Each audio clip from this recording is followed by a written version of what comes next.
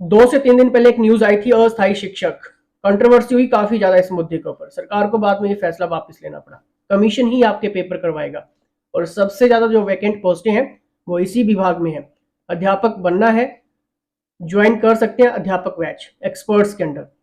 अगर आपको free join करना है, नीडी स्टूडेंट्स हैं, जरूरतमंद है, फाइनेंशियल प्रॉब्लम है, घर में कोई दिक्कत है, कोई भी परेशानी है, यहां पर व्हाट्सएप कर सकते हैं, फ्री में एनरोल्ड किया जाएगा। ऑलरेडी यहां पर 3 से 4 हजार स्टूडेंट्स फ्री में यहां पर पढ़ रहा है।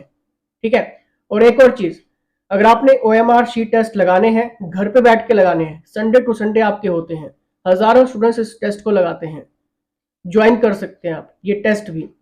सारी जानकारी आपको व्हाट्सएप पे मिल जाएगी। क्लियर। क्वेश्चंस की तरफ बढ़ेंगे। This is Vihaan.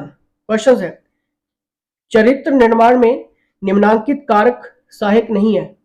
एक टाइप का क्वेश्चन इस टाइप का बनता है और दूसरे टाइप से क्वेश्चन मॉडिफाइड तरीके से पूछा जाता है, चरित्र का विकास डैश से होता है।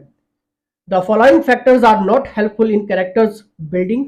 और सेकंड टाइप रहता है, कैरेक्टर इज डेवलप्ड बाय। क्या ये हैबिट है, डिजायर है, इमिटेशन है, या फिर इंस्ट्रक्शंस, आदत, इच्छा, अनुकरण, निर्देश। जल्दी से बताइए, जल्दी से फ्रेंड्स। इसका सही आंसर होगा ऑप्शन नंबर डी, यानी कि निर्देश। ठीक है। अब देखिए यहां पर थोड़ा सा मैं आपको बता देता हूं। चरित्र मानसिक और नैतिक लक्षणों का एक समूह है जो किसी व्यक्ति को चिन्हित करता है और अक्सर उसे अलग करता है। हमारे पास व्यक्तित्व होने के कारण हैं, लेकिन हम चरित्र के माध्यम से स्वयं को और अन्य व्यक्तियों को व्यक्तिगत रूप से जागरूक समझते हैं। इसका अर्थ है कि चरित्र व्यक्तित्व को प्रभावित कर सकता है, लेकिन व्यक्तित्व अपरिवर्तित रहता है। फ्रेंड्स, कुछ की पॉइंट्स यहां पर देखिए, इंपॉर्टेंट है ये। अगर क्वेश्चन मॉडिफाइड हो तो आपके पास आंसर होगा। चरित्र का जो निर्माण है वो निम्नलिखित में से होता है। पहला है आपका संकल्प शक्ति। ये अपनी भावनाओं, इच्छाओं और आग्रह को नियंत्रित करने की क्षमता है। ये कुछ करने के लिए एक मजबूत दृढ़ संकल्प रखने की अनुमति देती है। इच्छा शक्ति के बल पर ही चरित्र का निर्माण होता है। आचरण एवं व्यवहार। आचरण का अर्थ कार्य को जारी रखने की क्रिया या प्रक्रिया है, और व्यवहार का अर्थ है कि आप सामाजिक मानदंडों के सापेक्ष कैसा व्यवहार कर रहे हैं। यह आपके चरित्र को प्रदर्शित करता है। और जेबीटी कमीशन पोस्ट कोड 1075 के लिए पूरा का पूरा एक्सेस आप व्हाट्सएप पर प्राप्त कर सकते हैं। ये कोर्सेज रहेगा। ठीक है। नैतिकता। नैतिकता लैटिन शब्द मॉलिटस से लिया गया है, जो सीधे तौर पर रीति, चरित्र और उचित व्यवहार को अनुवादित करती है। ठीक है। इस प्रकार यह निष्कर्ष निकाला जा सकता है कि चरित्र का विकास संकल्प शक्ति, नैतिकता, आचरण एवं व्यवहार से होता है। ये इंपॉर्टेंट लाइन है। क्वेश्चन मॉडिफाइड हुआ, आपके पास आंसर होगा। क्लियर। नेक्स्ट देखिए, यहां पर नेक्स्ट क्वेश्चन है, बाल्यकाल का समय कब तक होता है? How long is the time of childhood? बताइए, जल्दी से बताइए। क्या ये 1 से 3 वर्ष तक, 3 से 6 वर्ष तक, 6 से 12 वर्ष तक, या फिर 12 से 18 वर्ष तक? जल्दी से बताइए इसका सही आंसर। और आपको बता दो ये साइकोलॉजी की सीरीज चल रही है। ठीक है फ्रेंड्स, बाल्यकाल का जो समय होता है वो 6 से 12 वर्ष तक होता है। Option number C is the right answer.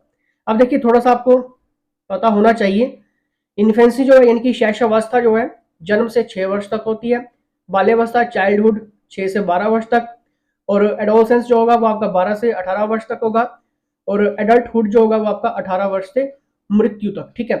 ये टाइम पीरियड आपको पता होने चाहिए। ठीक है। नेक्स्ट देखिए, यहां पर जिस आयु में बालक की मानसिक योग्यता लगभग पूर्ण विकास हो जाता है वो है, बताइए। The age in which the child's mental ability is almost fully developed. तो वो क्या है, कौन सी है? यही 14 वर्ष है, 11 वर्ष है, 9 वर्ष है, या फिर 6 वर्ष है? जल्दी से बताइए फ्रेंड्स। इसका सही आंसर होगा अकॉर्डिंग टू ऑप्शन। कई बुक्स में आपको 15 वर्ष भी देखने को मिलेगा, 14 वर्ष भी देखने को मिलेगा, लेकिन अगर ऑप्शन में 14 वर्ष है तो आपको 14 वर्ष ही क्लिक करना है। ठीक है, टिक करना है वहां पे। और अगर 15 वर्ष है तो 15 वर्ष करना है आपको। ठीक है, कंफ्यूज नहीं होना है फ्रेंड्स। 15 वर्ष की आयु में बालक की मानसिक योग्यता लगभग पूर्ण हो जाती है, क्योंकि अगर बालक 15 वर्ष आयु के बाद कोई गलती करता है तो उसे अपनी गलती का एहसास हो जाता है। 15 वर्ष की आयु के बाद बालक सब कुछ अच्छी तरह से समझने बुझने लगता है। ठीक है, तो 15 वर्ष की आयु के बाद अपनी जरूरत खुद पूरी करने की सोचने लगता है। ठीक है, चलिए नेक्स्ट यहां पर देखिए, नेक्स्ट क्वेश्चन है।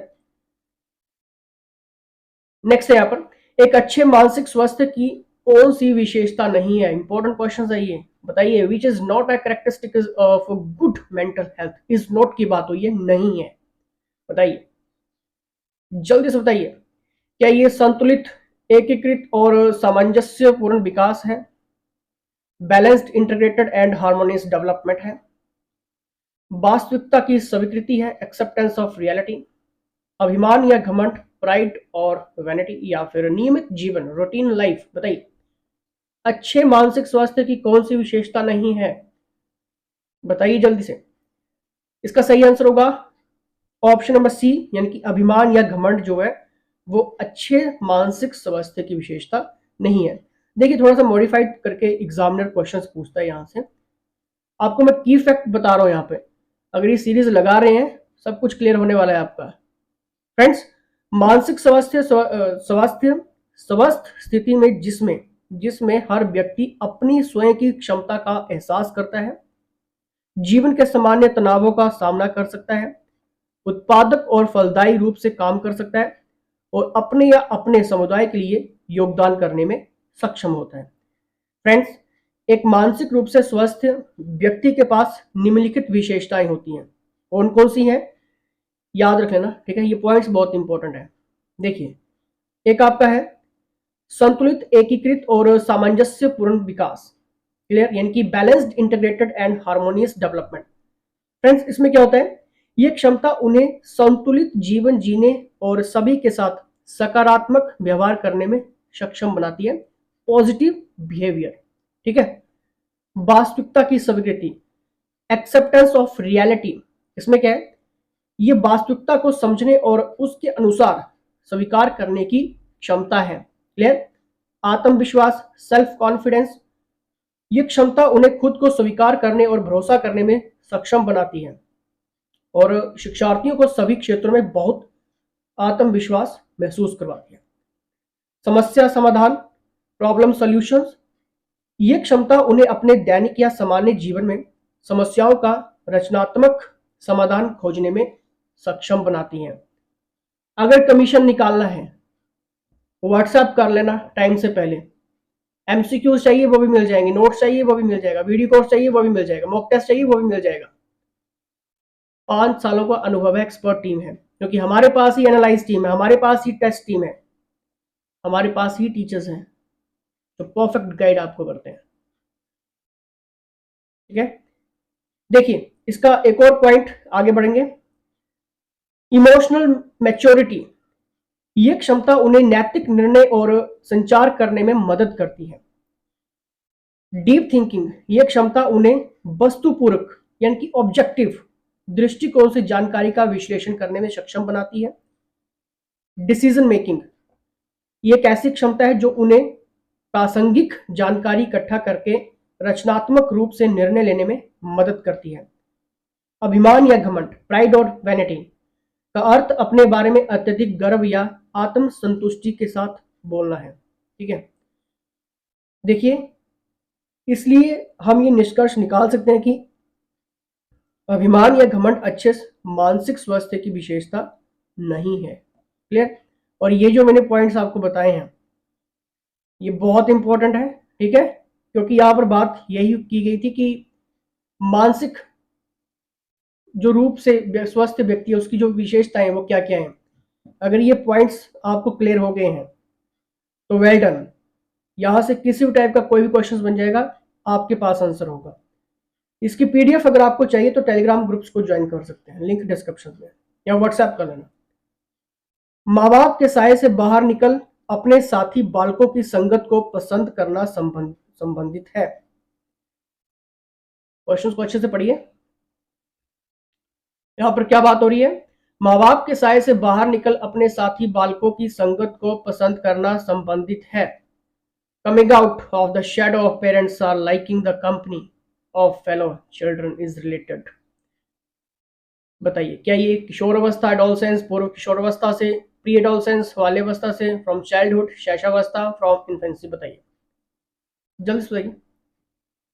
इसका सही आंसर होगा ऑप्शन नंबर बी, यानी कि फ्रॉम प्री एडोलसेंस। ठीक है, पूर्व किशोर अवस्था से। फ्रेंड्स, माँ बाप के साय से बाहर निकल अपने साथी बालकों की संगत को पसंद करना संबंधित है। 9 से 12 वर्ष की अवस्था को उत्तर बालिक अवस्था या पूर्व किशोर अवस्था कहते हैं। इस आयु वर्ग के बालक अपने साथियों की संगत तथा उनके साथ रहना अधिक पसंद करते हैं अपेक्षा अपने माता पिता के। ठीक है, 9 से 12 वर्ष। क्लियर? चलिए, और साथ में खुद भी अपना आंसर सोचा करें। ठीक है, शैशवावस्था में बच्चों के क्रियाकलाप डैश होते हैं। In infancy the activities of the children are, किस टाइप की एक्टिविटीज होती हैं शैशवावस्था में बच्चों में? बताइए, क्या ये बेसिक इंस्टिंक्टिव है, प्रोटेक्टिव है, कॉग्निटिव है, या फिर इमोशनल है? बताइए, शैशवावस्था में बच्चों के क्रियाकलाप होते हैं किस टाइप के होते हैं? पता होना चाहिए किस टाइप के होते हैं। बेसिक, इंस्टिंक्टिव, मूल प्रवृत्तात्मक। क्लियर? फ्रेंड्स, इसका सही आंसर होगा ऑप्शन नंबर ए। शैशवावस्था में बच्चों के क्रियाकलाप मूल प्रवृत्तात्मक होते हैं, यानी कि इंस्टिंक्टिव होते हैं। ठीक है, 0 से 6 वर्ष तक की अवस्था बालक की शैशवावस्था कहलाती है। इस अवस्था में शिशु अपने मूल प्रकृति के अनुसार ही व्यवहार करता है, जैसे गुस्सा आने पर रोकर अपनी अभिव्यक्ति देता है या खुश होने पर उसकी अभिव्यक्ति हंसी द्वारा होती है। अतः शैशवावस्था में बच्चों के क्रियाकलाप मूल प्रवृत्तात्मक होते हैं। क्लियर? ये सभी पॉइंट्स आपको आने चाहिए। चलिए नेक्स्ट यहां पर देखिए, नेक्स्ट क्वेश्चन है, और जल्दी से लाइक करिए। विकास का वही संबंध परिपक्वता से है जो उद्दीपन का डैश से है। देखिए, ये क्वेश्चंस हमने एनालाइज जब किया तो ये 2 तरीकों से क्वेश्चंस पूछा गया था। एक आपका पूछा गया था कि विकास का वही संबंध परिपक्वता से है जो उद्दीपन का डैश से, और सेकंड टाइप में पूछा गया था कि प्रयत्न और त्रुटि का सिद्धांत किसके द्वारा प्रतिपादित किया गया था। क्वेश्चंस को अच्छे से समझ लेना, ये ठीक है, इंपॉर्टेंट क्वेश्चंस है ये। यहां पर बात क्या हो रही है? Development is related to maturity in the same way that stimulations is related to dash, और सेकंड टाइप इसका बनता है by whom was the principle of trial and error propounded। बताइए, क्या ये चेंज है, रिएक्शन है, अटेम्प्ट है, या फिर रिजल्ट है? जल्दी से बताइए। विकास का वही संबंध परिपक्वता से है जो उद्दीपन का, बताइए उद्दीपन का क्या मतलब होता है? उद्दीपन किसको कहते हैं? उत्तेजना जिसको कहते हैं हम। ठीक है, स्टिमुलेशन। ठीक है, और एक आपका होता है अनुक्रिया, रिस्पॉन्स। मैं बताता हूं आपको। ठीक है, इसका सही आंसर पहले बता देता हूं। इसका सही आंसर होगा ऑप्शन नंबर बी, यानी कि प्रतिक्रिया। विकास का वही संबंध परिपक्वता से है जो उद्दीपन का प्रतिक्रिया से, और प्रयत्न और त्रुटि का सिद्धांत किसके द्वारा प्रतिपादित किया गया था? इस क्वेश्चन के ऊपर आते हैं भाई। फ्रेंड्स देखिए, प्रयत्न और त्रुटि का सिद्धांत एडवर्ड थॉर्नडाइक द्वारा प्रतिपादित किया गया था। वो अधिगम के सिद्धांत पर अपने उस कार्य के लिए प्रसिद्ध है जो व्यवहारवाद के साथ क्रिया प्रसूत अनुबंधन के विकास की ओर ले जाता है। थॉर्नडाइक का कहना है कि अधिगम उद्दीपन यानी कि उत्तेजना, स्टिमुलेशन और अनुक्रिया के बीच संबंध का परिणाम है। अभी आपका सारा क्लियर हो जाएगा। उनके अनुसार अधिगम एक ऐसी घटना है जो एक घटना से दूसरी घटना के बीच संबंध पर बढ़ती है, जिसे उद्दीपन यानी कि एस यानी कि स्टिमुलेशन कहा जाता है, जिसमें अनुक्रिया आर होती है। अनुक्रिया आर मतलब रिस्पॉन्स। क्लियर? जिससे एसआर संबंध बनता है। और उद्दीपन यानी कि स्टिमुलेशन होता क्या है? बाहरी पर्यावरण का एक परिवर्तन है जो किसी जीव को अनुक्रिया करने और कार्य करने के लिए सक्रिय करने का संकेत बन जाता है। वहीं पर अनुक्रिया देखिए, रिस्पॉन्स वह व्यवहार है जो उद्दीपन द्वारा उठाया जाता है। त्रुटियां व्यक्ति को सिखाती हैं, कथन प्रयत्न और त्रुटि सिद्धांत पर आधारित है। ठीक है, कथन जो है वो प्रयत्न और त्रुटि सिद्धांत पर आधारित है। प्रयत्न और त्रुटि सिद्धांत के आधार पर थॉर्नडाइक अधिगम के कुछ नियम देते हैं। तत्परता का नियम इंपॉर्टेंट, इसका तात्पर्य है कि कुछ सीखने के लिए तैयार नहीं है तो वे कुशलता से नहीं सीख सकते हैं। तत्परता रुचि, परिपक्वता, पूर्व ज्ञान आदि से आती है। सेकंड नेक्स्ट पॉइंट है अभ्यास का नियम। यह दोहराव की मात्रा को निर्देशित करता है। अभ्यास के नियम का सिद्धांत स्थिति और क्रिया के बीच एक संबंध है जो अभ्यास करने से मजबूत हो सकता है। प्रभाव का नियम, यह अधिगम की स्वाभाविक प्रवृत्ति है जो खुशी और संतुष्टि देती है। इसलिए यह निष्कर्ष निकाला जा सकता है कि प्रयत्न और त्रुटि का सिद्धांत एडवर्ड थॉर्नडाइक द्वारा प्रतिपादित किया गया था। और मुझे उम्मीद है कि पूरा का पूरा कंसेप्ट आपको अब क्लियर हो चुका होगा, उद्दीपन का और साथ में रिस्पॉन्स का यानी कि अनुक्रिया का। एसआर का संबंध आपको पता चल गया होगा। ठीक है, थॉर्नडाइक का आपको पता चल गया होगा। क्लियर? और हमने यहाँ पर आगे क्या समझा, और ये सारी चीजें आपको चाहे तत्परता का नियम, ठीक है, या फिर अभ्यास का नियम, प्रभाव का नियम, या फिर थॉर्नडाइक का जो निष्कर्ष था, ठीक है, प्रतिपादित किया गया था, वो आपको पता चल गया है। ठीक है, इंपॉर्टेंट पॉइंट्स थे ये। नेक्स्ट यहां पर देखिए, नेक्स्ट क्वेश्चन है बच्चों के सामाजिक विकास में डैश का विशेष महत्व है, बताइए। There is a special importance of dash in the social development of children, बताइए। क्या ये स्पोर्ट्स है, चिल्ड्रंस लिटरेचर है, रूटीन है, दिनचर्या है, या फिर मीडिया है, संचार माध्यम है? अगर मैं यहाँ पर क्वेश्चंस को थोड़ा सा मॉडिफाइड कर दूं, ऑप्शंस को ही बदल दूं, क्वेश्चंस के अकॉर्डिंग आंसर क्या होगा? सिंपल सी वाला खेल होगा। बच्चों के सामाजिक विकास में खेल का विशेष महत्व है। ठीक है, लेकिन अगर खेल ऑप्शंस में ना हो, फिर याद रखना है, इसका सेकंड पॉइंट बनता है सामाजिक पर्यावरणीय तत्व। ठीक है, सेकंड इसका बनता है, इसलिए ऑप्शन के according A is the right answer. अब देखिए, सामाजिक विकास ये की फैक्ट है, पता होना चाहिए। सामाजिक विकास से तात्पर्य किसी व्यक्ति के विकास से है, जैसे वह समाज का एक उपयोगी सदस्य बन जाता है। सामाजिक विकास समूह के मानकों के अनुरूप सीखने की प्रक्रिया है। सामाजिक विकास को प्रभावित करने वाले कारक, अब देखिए कुछ कारक भी हैं।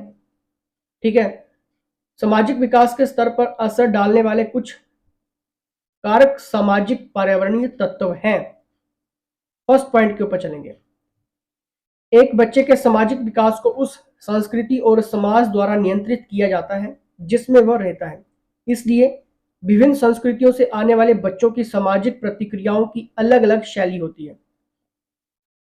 परिवार, देखिए, परिवार बच्चे के समाजीकरण के लिए परिवार सबसे महत्वपूर्ण प्राथमिक एजेंसी है। जानबूझकर या अनजाने में बच्चा परिवार में माता पिता और अन्य सदस्यों के व्यवहार की नकल करता है और इसी तरह कई अच्छी या बुरी सामाजिक विशेषताओं को चुनता है। क्लियर?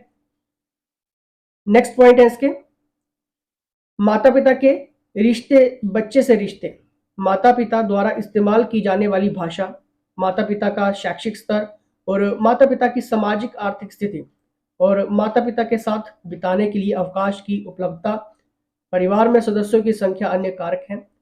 बच्चे के सामाजिक विकास को ये सारी चीजें प्रभावित करती हैं, जो रिश्ते हैं माँ बाप से।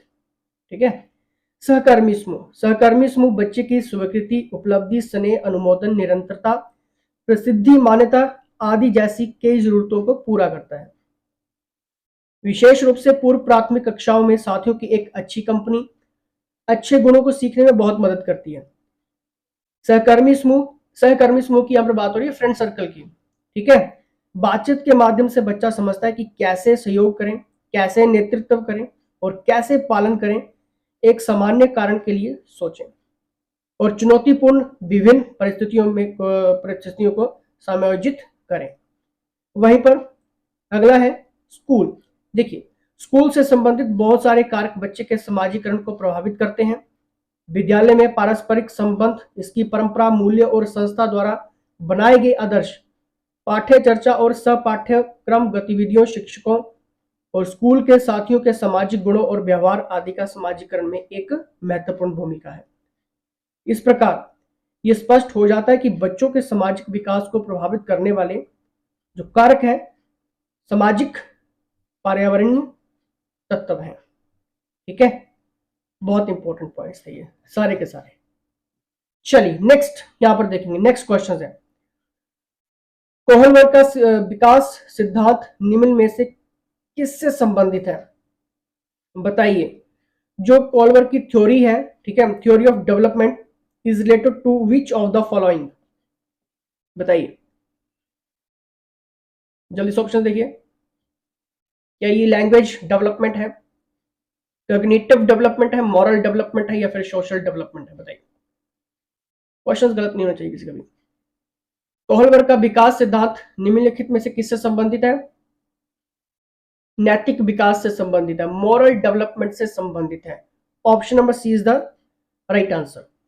फ्रेंड्स देखते हैं नैतिक विकास के बारे में। फ्रेंड्स, कोहलबर्ग का नैतिक विकास का सिद्धांत एक सिद्धांत है जो इस बात पर केंद्रित है कि बच्चे नैतिकता और नैतिक तर्क कैसे विकसित करते हैं। कोहलबर्ग का सिद्धांत बताता है कि नैतिक विकास 3 स्तरों में होता है और प्रत्येक स्तर के 2 चरण है, इंपॉर्टेंट है, जो अब मैं करवाने वाला हूं। क्वेश्चन जहां मर्जी से आएगा, आंसर मिलेगा। नैतिक विकास के चरण, कोहलबर्ग के सिद्धांत को 3 प्राथमिक स्तरों में विभाजित किया गया है। नैतिक विकास के प्रत्येक स्तर पर 2 चरण होते हैं। चलिए देखते हैं। स्तर 1 देखते हैं पहले। तो देखिए, पूर्व परंपरागत नैतिकता, ये आपकी 4 से 10 वर्ष के बीच, स्टेप 1 में। पूर्व परंपरागत नैतिकता नैतिक विकास की प्रारंभिक अवधि है। इस आयु में बच्चों के फैसले मुख्य रूप से वयस्कों की अपेक्षा और नियमों को तोड़ने के परिणामों से आकार लेते हैं। इस स्तर पर 2 चरण है। इसके लेवल 1 का फर्स्ट चरण आ गया आपका आज्ञाकारिता और सजा, ओबीडियंस एंड पनिशमेंट। इस स्तर पर बच्चे नियमों को निश्चित और निरपेक्ष रूप में देखते हैं। नियमों का पालन करना महत्वपूर्ण है क्योंकि यह सजा से बचने का एक तरीका है। इसमें बच्चे दूसरों के विचारों की उपेक्षा करने के बजाय अधिकार और नकारात्मक परिणामों के डर पर ध्यान केंद्रित करते हैं। फ्रेंड्स, एक क्वेश्चन आपसे पूछता हूं, अगर आपके सामने कोई बच्चा है जो रूल तोड़ रहा है, बार बार रूल तोड़ रहा है, ठीक है, और जिसकी एज 4 साल है मान लीजिए, तो आप उसको स्टिक से मारोगे या उसको पनिशमेंट करेंगे? कमेंट करना, ठीक है। स्टेप 2 में देखिए, स्टेप 2 में देखिए, इसका ही स्टेप 2 में लेवल 1 का, ठीक है। वाद्य उद्देश्य अभिविन्यास, इंस्ट्रूमेंटल मोटिव ओरिएंटेशन। नैतिक विकास के व्यक्तिवाद और विनिमय चरण में बच्चे व्यक्तिगत दृष्टिकोणों को दिखाते हैं और व्यक्तिगत जरूरतों को पूरा करने के आधार पर कार्यों का निर्णय करते हैं। लेवल 2 देखिए, लेवल 2 में जो एज है, पारंपरिक नैतिकता यानी कि 10 से 13 वर्ष, ठीक है। नैतिक विकास की अगली अवधि सामाजिक नियमों की स्वीकृति से चिन्हित होती है कि क्या अच्छा है और क्या नैतिक है। इस समय के दौरान किशोर और वयस्क अपने आदर्शों और समाज से सीखे गए नैतिक मानकों को आत्मसात करते हैं, ठीक है। उन्हें अच्छे बुरे में और थोड़ा कहीं ना कहीं उनको कानून भी समझाने लगता है कि क्या चीजें गलत हैं, ठीक है। चरण 3, अच्छा लड़का अच्छी लड़की अभिविन्यास, इसका स्टेप 2 में, ठीक है। नैतिक विकास के पारस्परिक संबंधों का यह चरण सामाजिक अपेक्षाओं और भूमिकाओं पर खरा उतरने पर केंद्रित है। अच्छा होने की अनुरूपता पर जोर दिया जाता है और इस बात पर विचार किया जाता है कि इस विकल्प संबंधों को कैसे प्रभावित करते हैं। इसका स्टेप 4 देखिए, सामाजिक व्यवस्था बनाए रखना। यह चरण यह सुनिश्चित करने पर केंद्रित है कि सामाजिक व्यवस्था बनी रहे, नियमों का पालन करके, अपने कर्तव्यों का पालन करते हुए और अधिकार का सम्मान करके कानून और व्यवस्था बनाए रखने पर ध्यान केंद्रित किया जाता है। लेवल 3 देखिए, उत्तर परंपरागत नैतिकता 13 से 16 वर्ष। नैतिक विकास के इस स्तर पर लोग नैतिकता के अमूर्त सिद्धांतों की समझ विकसित करते हैं। इस स्तर पर 2 चरण हैं, ठीक है। इसके कितने हैं? 2 हैं। स्टेप 5 में देखिए, सामाजिक अनुबंध और व्यक्तिगत अधिकार। इस स्तर पर लोगों का मानना है कि समाज को बनाए रखने के लिए कानून के नियम महत्वपूर्ण है, लेकिन समाज के सदस्यों को इन मानकों पर सहमत होना चाहिए। क्लियर? चरण 3 में 6 में देखिए, यूनिवर्सल प्रिंसिपल। कोहलबर्ग का नैतिक तर्क का अंतिम स्तर सार्वभौमिक नैतिक सिद्धांतों और अमूर्त तर्क पर आधारित है। इस स्तर पर लोग निर्णय के आंतरिक सिद्धांतों का पालन करते हैं, भले ही वे कानूनों और नियमों का विरोध करते हैं। क्लियर? इसलिए हम ये निष्कर्ष निकाल सकते हैं कि लॉरेंस कोहलबर्ग के नैतिक विकास के सिद्धांत के सजा और आज्ञाकारिता अभिविन्यास चरण में दूसरों के विचारों की अपेक्षा करने के बजाय अधिकार और नकारात्मक परिणामों के डर पर ध्यान केंद्रित करते हैं। आई होप आपको ये सारा का सारा क्लियर हो चुका होगा। नेक्स्ट देखिए, थ फ च ध्वनियां हैं। ये जो साउंड्स हैं किस टाइप के हैं, जल्दी से बताइए। ये साउंड्स हैं आपकी स्वनिम, ठीक है फ्रेंड्स। थ फ और च वे ध्वनियां जिसका अपना स्वतंत्र अलग रखने पर, ठीक है, कोई अर्थ नहीं होता है। ऐसी ध्वनियों को स्वनिम कहा जाता है, याद रखो। नेक्स्ट देखिए, यहां पर बालकों की सोच अमूर्तता की अपेक्षा मूर्त अनुभवों एवं प्रत्ययों से होती है। यह अवस्था है। ये काफी इंपॉर्टेंट क्वेश्चन है, ये बताइए जल्दी से। क्या ये 7 से 12 वर्ष, 12 से वयस्क तक, एडल्टहुड तक, 2 से 7 वर्ष, या फिर जन्म से 2 वर्ष? फ्रेंड्स, इसका सही आंसर होगा 7 से 12 वर्ष। ऑप्शन नंबर ए, बालकों की सोच अमूर्तता की अपेक्षा मूर्त अनुभवों एवं प्रत्ययों से होती है। यह अवस्था जो होती है वो आपकी 7 से 12 वर्ष है। लेकिन आपको यहाँ पर और क्या चीज क्लियर करनी है फ्रेंड्स।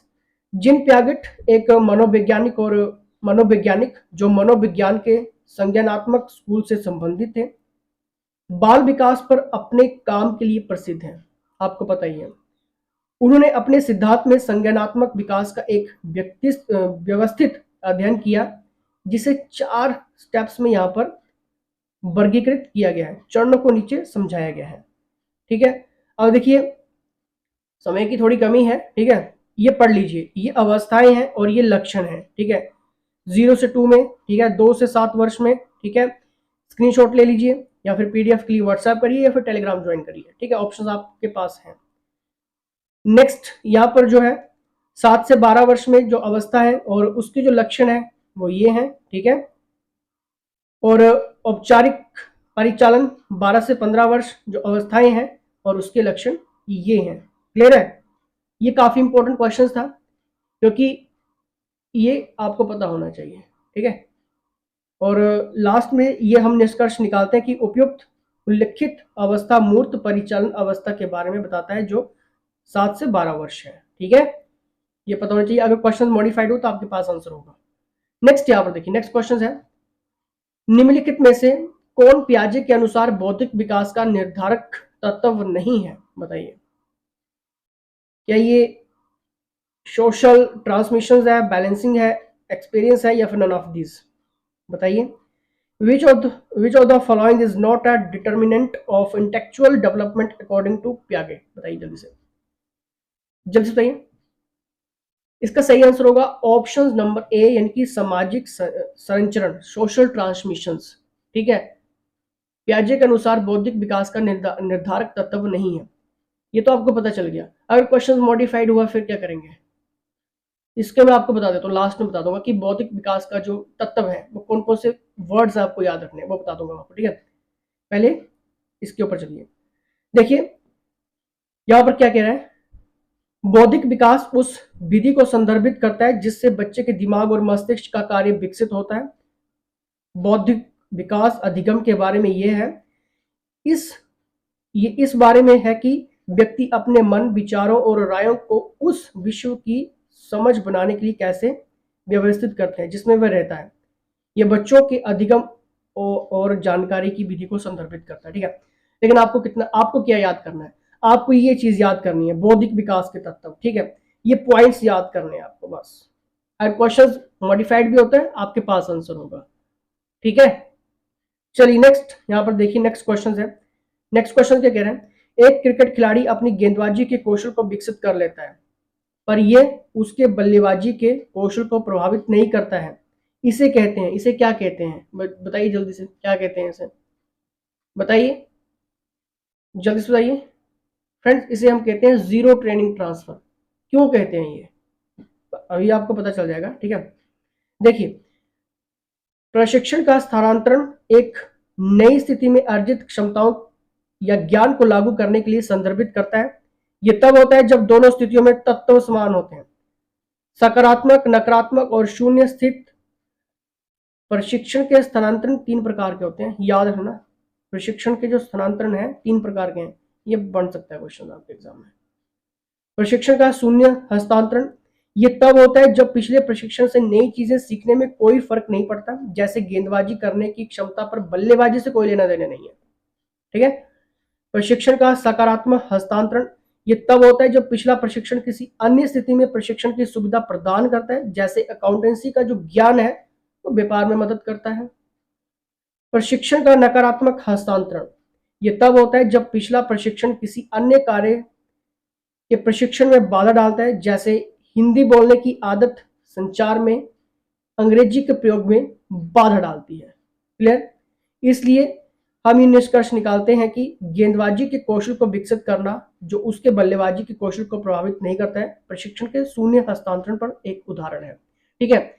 और ये जितने भी हमने स्टेप्स देखे अभी, शून्य हस्तांतरण हो गया, सकारात्मक हस्तांतरण हो गया प्रशिक्षण का, और प्रशिक्षण का नकारात्मक हस्तांतरण हो गया, यहां से क्वेश्चन बनता है तो आपके पास आंसर होगा।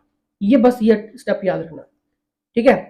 नेक्स्ट यहां पर देखिए, नेक्स्ट क्वेश्चन है, विकासात्मक बाल मनोविज्ञान का जनक किसे माना गया है, बताइए किसे माना गया है, सभी को आना चाहिए, बताइए। डेवलपमेंट चाइल्ड साइकोलॉजी किसको माना गया है, जीन पियाजे को माना गया है, ठीक है। Option number C is the right answer. Friends, बाल मनोविज्ञान के जनक जीन पियाजे को कहा जाता है। वे पहले मनोवैज्ञानिक थे जिन्होंने बच्चों में समझ के अधिग्रहण का व्यवस्थित अध्ययन किया और इसलिए उन्हें बाल मनोविज्ञान के पिता के रूप में जानते हैं, ठीक है। ये आपको पता होना चाहिए। नेक्स्ट यहाँ पर देखिए, नेक्स्ट क्वेश्चन है, बालक की अभिवृद्धि जैविकीय नियमों के अनुसार होती है, ये कथन किसके हैं, बताइए किसके हैं, क्या ये बीपी सिंह का है, हर्बर्ट स्पेंसर का है, क्रॉगमैन का है, या फिर गैसल का है, जल्दी से आइए, जल्दी से। देखिए, बालक की अभिवृद्धि जैविकीय नियमों के अनुसार होती है, यह कथन किसका है, याद रखो क्रॉगमैन का, ये किसका है, क्रॉगमैन का। Option number C is the right answer, ठीक है। चलिए नेक्स्ट यहां पर देखिए, नेक्स्ट है, निम्नलिखित में से जो मानव को सबसे अधिक प्रभावित करता है, बताइए क्या प्रभावित करता है, जो सबसे अधिक अफेक्ट्स ह्यूमन आर मोस्ट, इसमें बताइए इसका सही आंसर क्या होगा। फ्रेंड्स, इसका सही आंसर होगा, ये वंश परंपरा भी है और वातावरण भी है, तो मतलब ऑप्शन नंबर सी बोथ, ठीक है, उक्त दोनों। Option number C is the right answer. Next यहां पर देखिए, नेक्स्ट क्वेश्चन है, पैतृक गुणों के हस्तांतरण में सिद्धांतों को स्पष्ट किया था, पैतृक गुणों के हस्तांतरण के सिद्धांतों को स्पष्ट किया था, बताइए। डार्विन ने, मेल्टन ने, रूसो ने, या फिर लॉक ने, बताइए जल्दी से किसने किया था जी। Option number B. फ्रेंड्स देखिए, अभी मैं आपको एक चीज बता देता हूं, यहां पर ये जितने भी क्वेश्चन आपको करवा रहा हूं, अगर आप अच्छे से कर रहे हैं, क्वेश्चन नहीं फिसलेगा, मैं आपको कह रहा हूं। लेकिन सीडीपी साइकोलॉजी हो गई आपका, या फिर जेबीटी के सारे जीके सेक्शंस हो गया आपका, टीजीटी हो गया आपका, इन सबसे रिलेटेड क्वेश्चंस आपको पता होने चाहिए। पहली बात तो ये अपडेटेड वर्जन में हाईलाइटेड की fact questions, edition plus questions, ठीक है, और ये सारी चीजें आपको व्हाट्सएप पे मिल जाएंगे। नेक्स्ट यहां पर देखिए, नेक्स्ट क्वेश्चन है, निम्नलिखित में से व्यवहारवादी मनोवैज्ञानिक कौन है, वेरी वेरी इंपॉर्टेंट क्वेश्चन है, बिहेवियरल साइकोलॉजिस्ट की यहाँ पर बात हो रही है, बताइए जल्दी से, क्या ये जॉन डीवी है, वाटसन है, हल है, या फिर स्किनर है, बताइए जल्दी से। फ्रेंड्स, इसका सही आंसर होगा जॉन वाटसन, ठीक है, कौन है? John Watson, option number B. Clear? अब देखिए यहां पर मैं आपको बता देता हूं, जॉन वी वॉटसन व्यवहारवादी मनोवैज्ञानिक हैं। उनको व्यवहारवाद के संस्थापक और जनक के रूप में जाना जाता है। व्यवहारवाद की स्थापना वॉटसन के पारंपरिक पत्र साइकोलॉजी एज द बिहेवियरलिस्ट ब्यूइट के प्रकाशन के साथ हुई थी। अब देखिए यहां पर ये आपको समझना है, मनोविज्ञान के स्कूल समर्थक मुख्य विचार, और उनके समर्थक यानी कि वो रिटन किसके द्वारा किया गया, ठीक है, और उसका जो मेन पर्पस था, कॉज था, वो क्या था, ठीक है, उस संदर्भ में। तो व्यवहारवाद, बिहेवियरिज्म, ठीक है, इसके द्वारा लिखी गई थी, ये क्या था, ये Ivan Pavlov, John V Watson और एफ बी स्किनर के द्वारा ये लिखा गया था। ठीक है, ठीक है, और ये सारी चीजें आप पढ़ लीजिए। ठीक है, जैसे सेकंड में, ठीक है, मनोविज्ञान के स्कूलों के उसका जो समर्थक थे, ठीक है, और मुख्य विचार उनके क्या क्या थे, ठीक है, ये सारी की सारी लिस्ट आप पढ़ लीजिए, क्योंकि ये सिर्फ एक बार आपको पढ़नी है, ठीक है, बार बार नहीं पढ़नी है फिर। नेक्स्ट यहाँ पर देखिए, बाल्यावस्था की विशेषता है। अब जल्दी से देखिए यहाँ पर, जल्दी से, बाल्यावस्था की विशेषता है, चाइल्डहुड इज करेक्टराइज्ड बाय, बताइए, सेल्फ सफिशिएंट होना, formation of friend circle of groups, ठीक है, टू बी इंडिपेंडेंट, या फिर ऑल ऑफ द अबव। बाल्यावस्था की विशेषता ये सारे ही है जी। ठीक है, आत्मनिर्भर होना, मित्र मंडली, ठीक है, स्वतंत्र होना, option number D is the right answer, उपयुक्त सभी। क्लियर? नेक्स्ट यहां पर देखिए, नेक्स्ट क्वेश्चन है, व्यक्ति एवं बुद्धि में वंशानुक्रम है। वेरी वेरी इंपॉर्टेंट क्वेश्चन, बताइए क्या ये नॉमिनल रोल है, इंपॉर्टेंट रोल है, अनप्रेडिक्टेबल रोल है, या फिर अट्रैक्टिव रोल है? बताइए जल्दी से, बताइए, व्यक्ति एवं बुद्धि में वंशानुक्रम की क्या रोल है? नाम मात्र की भूमिका है ये, ठीक है, हैव अ नॉमिनल रोल। ठीक है, option number A is the right answer. Next देखिए यहां पर, नेक्स्ट क्वेश्चन है, बालक के सामाजिक विकास में सबसे महत्वपूर्ण कारक कौन सा है? बताइए, factor in the social development of the child, जल्दी से बताइए, जल्दी से। कास्टिज्म है, हेरिडिटी है, एनवायरमेंट है, या फिर स्कूल है?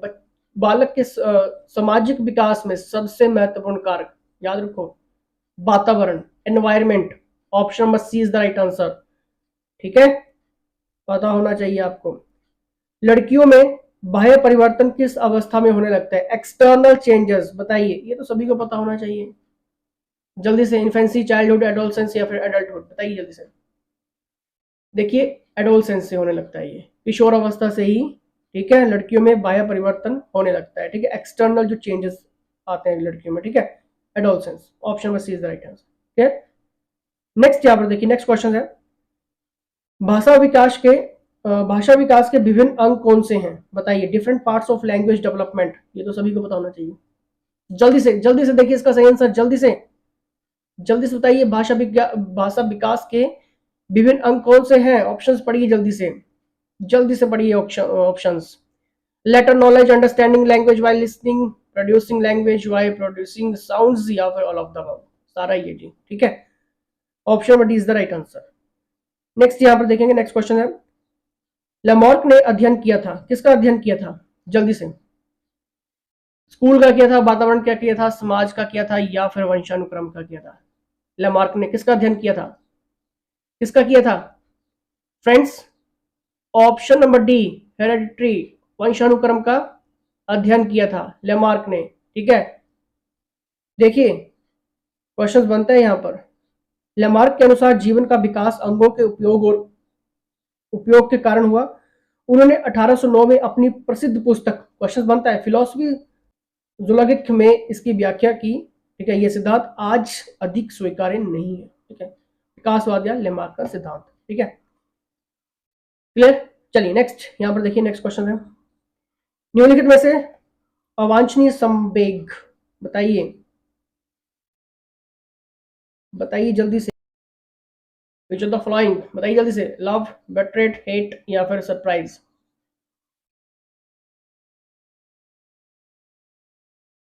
इसका सही आंसर क्या होगा, जल्दी से बताइए।